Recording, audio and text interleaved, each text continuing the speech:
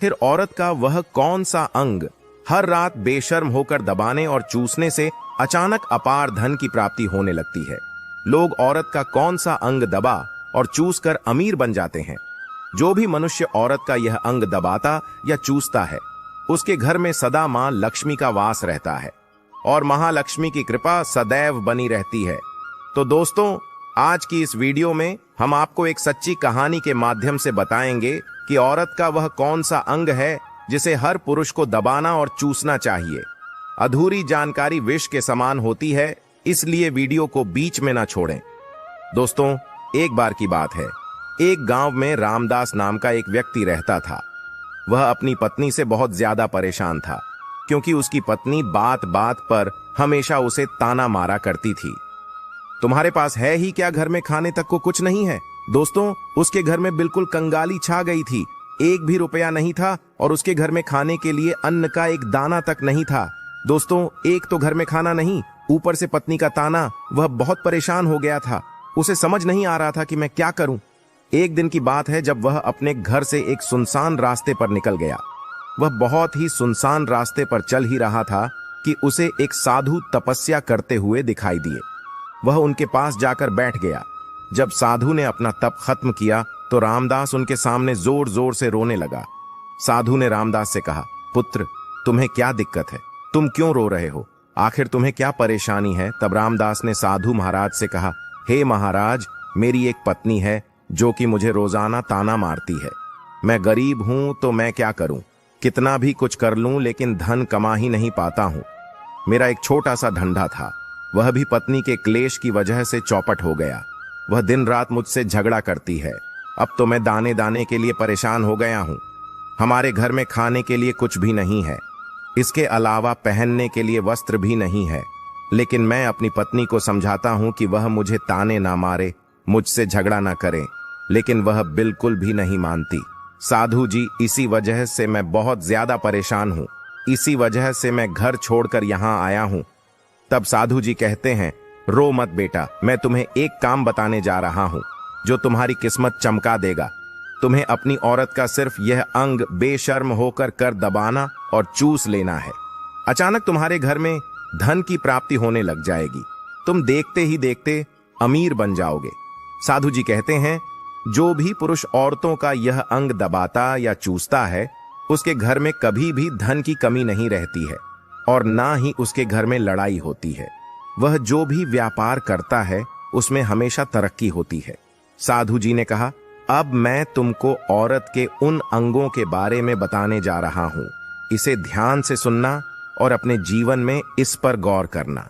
तब रामदास साधु जी महाराज की बातें बहुत गौर से सुनता है और कहता है कि जितना जल्दी हो सके मुझे यह बता दो दोस्तों। तभी साधु जी महाराज उस आदमी को एक कहानी सुनाते हैं और बताते हैं कि एक नगर में एक किसान रहता था। उसके बहुत सारे खेत थे जिस पर वह दिन रात मेहनत करता था। उसके घर में किसान और उसकी पत्नी रहा करते थे। उस किसान और उसकी पत्नी में आपस में बहुत ज्यादा प्रेम था। उसके घर में किसी भी प्रकार की लड़ाई झगड़ा या क्लेश नहीं होता था। इसी वजह से उसके घर में सदैव महालक्ष्मी का वास रहता था और उसके खेतों में इतनी ज्यादा पैदावार होती थी कि वह दिन प्रतिदिन और अमीर होता जा रहा था। उस किसान और उसकी पत्नी में इतना प्रेम था कि आसपास के लोग उन्हें देखकर जल जाया करते थे। धीरे धीरे उसके पूरे गांव के लोग जान गए कि किसान और उसकी पत्नी में बहुत ज्यादा प्रेम है। धीरे धीरे यह बात उस नगर के राजा तक पहुंच गई। दोस्तों, किसान और उसकी पत्नी की बात जब राजा के पास पहुंचती है तो राजा भी उसके प्रेम की काफी ज्यादा तारीफ करते हैं। वह सभी से बताते हैं कि हमारे नगर में एक किसान और उसकी पत्नी रहते हैं जिनमें कभी भी लड़ाई झगड़े नहीं होते हैं। उन दोनों में आपस में इतना प्रेम है कि मैंने ऐसा अपनी जिंदगी में कभी भी नहीं देखा। एक बार की बात है, राजा पूरे नगर में ढिंढोरा पिटवा देता है कि इस नगर में जितने भी लोग हैं वह सभी अपने घर में घी का दिया जलाएंगे। राजा की पत्नी पूछती है कि आप ऐसा क्यों कर रहे हैं? सबके घर में घी का दिया क्यों जलवा रहे हैं? राजा अपनी पत्नी की बात सुनकर कहते हैं, दीपक प्रेम की निशानी होता है। जिसके घर में घी का दीपक जलता है उसके घर में सदैव प्रेम बना रहता है और मैं चाहता हूं कि जो प्रेम किसान और उसकी पत्नी के घर में है वह हमारे पूरे नगर में रह रहे पति पत्नी के बीच हो। इसीलिए मैं हर घर में दीपक जलाना चाहता हूँ। दोस्तों, राजा के सैनिक जाते हैं और हर जगह नगर में डुग्गी पीट देते हैं और कहते हैं सभी के घर रात भर घी का दीपक जलना चाहिए। दोस्तों, राजा की बात मानकर सभी नगरवासी अपने घर में दीपक जला देते हैं, लेकिन जैसे ही आधी रात होती है सभी के घर के दीपक बुझ जाते हैं, लेकिन किसान के घर का दीपक वैसे ही जलता रहता है। दोस्तों, दीपक हमेशा किसान की पत्नी जलाती थी, लेकिन उसकी बात नहीं मानती थी। वह हमेशा अपनी मनमानी करती थी। उसका जो भी मन करता था वही काम करती थी, लेकिन किसान को इस बात से कोई भी दिक्कत नहीं होती थी, क्योंकि किसान बहुत समझदार था। किसान सोचता था यदि मैं अपनी पत्नी को रोक टोक करूंगा तो घर में बेवजह ही लड़ाई झगड़ा होंगे। कई चीजें किसान इस वजह से अनदेखा करता था कि उसके घर में प्रेम बना रहे राजा अपने महल को छोड़कर पूरे नगर का नजारा देख रहे थे। उन्होंने देखा कि सारे नगर में किसी के घर में दीपक नहीं जल रहा है, लेकिन किसान के घर में दीपक जल रहा है। तब राजा अपनी रानी से बोलता है कि देखो, किसान और उसकी पत्नी के घर में दीपक जगमगा रहा है, लेकिन पूरे नगर में कहीं भी दीपक नहीं जल रहा है। इसी से पता लगता है कि किसान और उसकी पत्नी में कितना प्रेम है। तब राजा की पत्नी राजा से बोलती है कि जो किसान और उसकी पत्नी में प्रेम है वह किसान की पत्नी की वजह से है, और इसी वजह से उसके घर में इतना ज्यादा प्रेम है। दोस्तों, जब राजा रानी की बात सुनता है तो कहता है नहीं, तुम्हारा सोचना गलत है। जो प्रेम किसान के घर में है वह उसकी पत्नी की वजह से नहीं है, बल्कि वह किसान की वजह से है। रानी कहती है कि किसान की पत्नी बहुत ज्यादा समझदार है। आपका सोचना गलत है, और यही वजह है जो कि उनके घर में कभी भी लड़ाई झगड़ा नहीं होता है। राजा कहता है कि किसान समझदार है, और रानी कहती है कि किसान की पत्नी समझदार है। दोस्तों, इसी तरह कुछ देर चलता रहा। इसी बात को लेकर राजा और रानी के बीच काफी झगड़ा हो गया। इसके बाद रानी राजा की दाढ़ी उखाड़ ली और राजा ने रानी को उठाकर पटक दिया। इसके बाद राजा कहता है हम लोगों को झगड़ा करने की जरूरत नहीं है, क्यों ना हम किसान और उसकी पत्नी की परीक्षा ले लें। सारा दूध का दूध और पानी का पानी हो जाएगा। लड़ाई करने के बाद इस बात पर राजा और रानी दोनों सहमत हो गए और दोनों की परीक्षा लेने के लिए तैयार हो जाते हैं।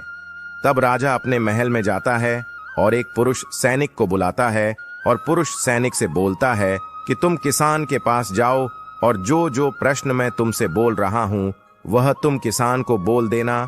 वह पुरुष सैनिक बोलता है ठीक है महाराज। वह सैनिक राजा की बात सुनकर किसान के पास जाता है।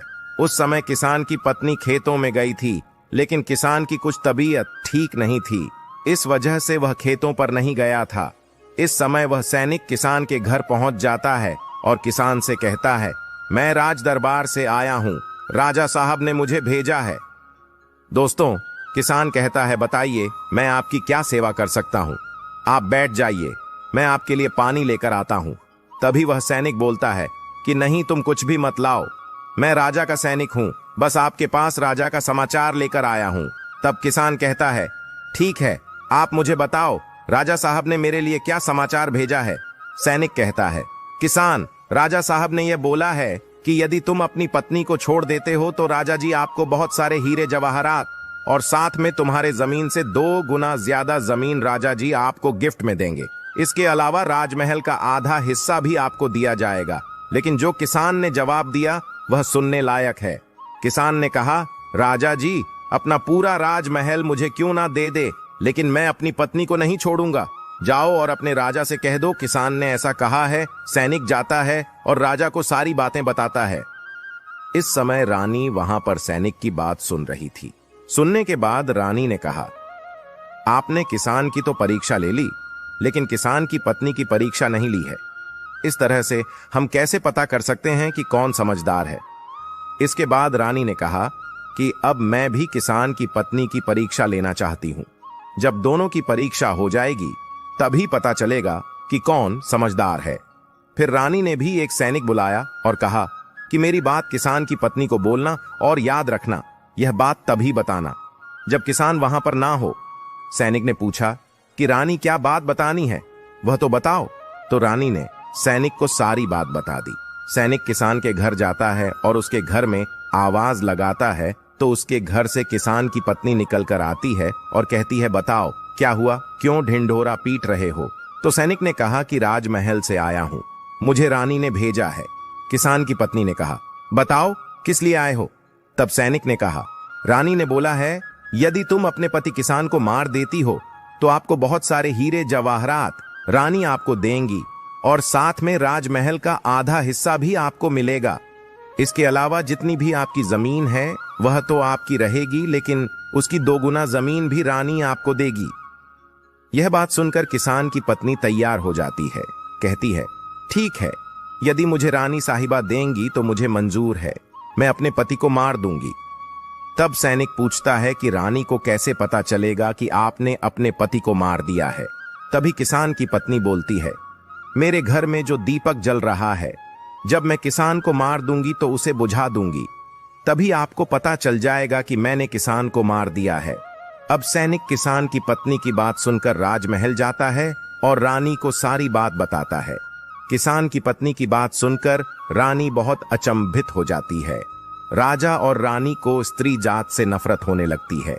उसी समय राजा अपने नगर के सभी लोगों को बुलाता है और कहता है कि मैं चाहता हूं कि मेरे और मेरी पत्नी की वजह से किसान की जान ना जाए।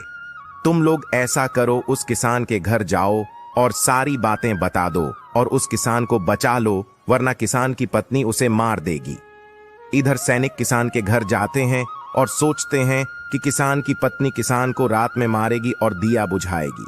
इससे पहले ही हम किसान के घर में पहुंच जाते हैं और किसान को बचा लेते हैं।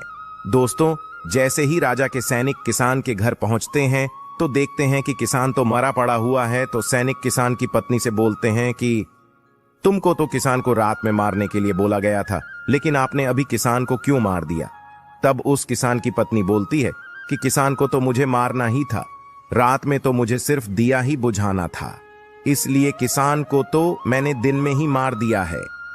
सभी सैनिक तुरंत ही किसान के घर से दौड़े दौड़े जाते हैं और राजा रानी को सारी बातें बताते हैं। राजा और रानी क्रोध से आग बबूला हो जाते हैं। इसके बाद राजा और रानी किसान की पत्नी को बंदी बनाकर लाने के लिए अपने सैनिक से कहते हैं। सैनिक जाते हैं, किसान की पत्नी को बंदी बनाकर ले आते हैं। राजा किसान की पत्नी से पूछता है, ऐसा तुमने क्यों किया?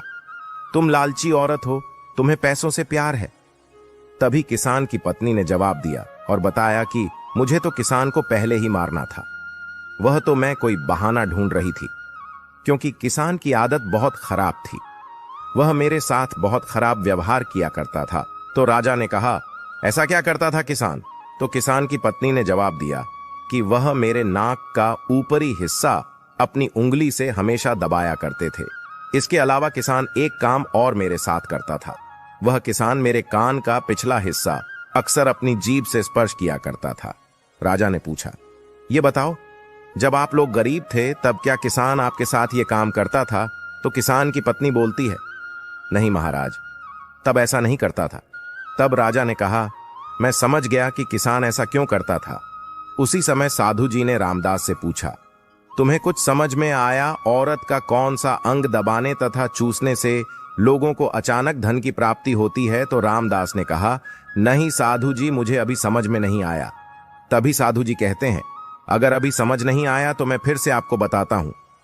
किसान अपनी पत्नी के साथ जो पहला काम करता था वह है, उसके नाक के ऊपरी हिस्से को अपनी उंगली से दबाता था।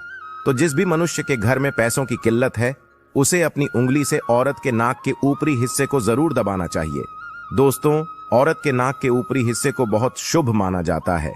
इसी वजह से जो यह काम करता है वह हमेशा धनवान पुरुष बन जाता है।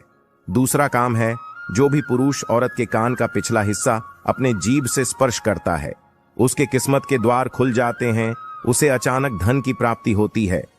ऐसा इसीलिए होता है क्योंकि औरत के कान के पिछले हिस्से में माता लक्ष्मी का वास होता है।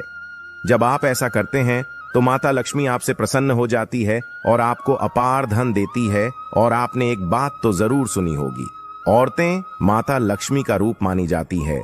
यही वजह है इस संसार में जो भी मनुष्य यज्ञ पवित्र काम करता है उसका घर धन से भर जाता है, जो कि इस कहानी में किसान भी अपनी पत्नी के साथ करता था।